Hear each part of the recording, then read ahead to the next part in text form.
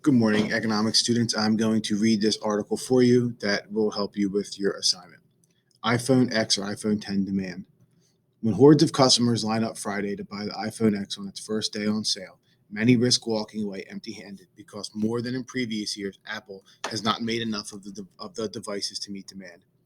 Customers who haven't pre-ordered the larger iPhone X Plus models will be unable to buy them at Apple stores Friday, the company said earlier this week. The 5.5-inch screen model boasts a dual back-facing camera system, and analysts said inadequate supply of components for that feature has held up manufacturing. We had known for some time that dual lens parts would be constrained at launch. Nobody across the board is shipping these components in volume, said Ben Maharan, an analyst at Creative Strategies. The fact that all iPhone X Plus models are constrained is a sign of the supply chain. The sight of hundreds of iPhone buyers waiting outside Apple stores to buy the latest handset has become a ritual of the company's marketing. Yet expectations for the iPhone X line had been muted before it was unveiled in San Francisco last week amid slowing growth in global smartphone sales. Analysts will be left guessing at early demand anyway because Apple won't disclose initial weekend sales numbers for the new models, breaking with the tradition of past years. There are two versions of the new iPhone, the X and the X Plus, which start at $649 and $769 respectively. Both come in silver, gold, rose gold, matte black, and jet black colors. The first customers to obtain the new models will be in the Eastern Hemisphere, starting in New Zealand and spreading west to Australia, Japan, and China. The more complicated manufacturing process for the jet black versions of the iPhone X may also have held up supply. The production requires 9 different stages to achieve the glossy black finish, Apple has said. The jet black version of the 4.7-inch iPhone X has also sold out, while the smaller iPhone's color options will be in stores Friday, according to the company.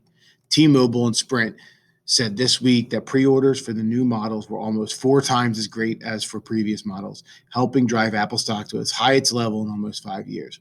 The announcement provided some welcome news for Apple, which analysts expect will suffer its first annual sales decline since 2001.